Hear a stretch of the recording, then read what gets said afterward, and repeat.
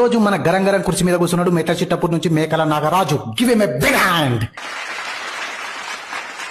పిల్లగాడు ముసిముసి నవ్వుతుండు. ఏం కూర? Mutton sir. గట్ల చెప్పు. ఓకే, కంప్యూటర్ గడ అడుగుతున్న మొదటి ప్రశ్న.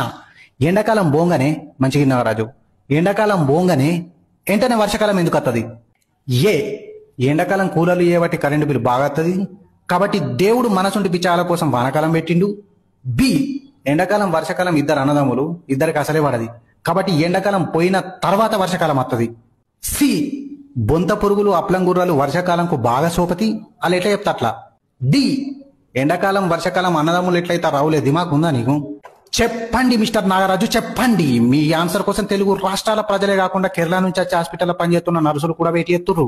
D, right answer mister Nagaraju, right answer. మీరు గెలుచుకున్నారు ఎమ్లాడ జాతరలో ఉన్న ఒక చిన్న క్యారం బోర్డు, 20 రూపాయల బొంది, 3 పాలాల ముద్దలు. Thank you sir.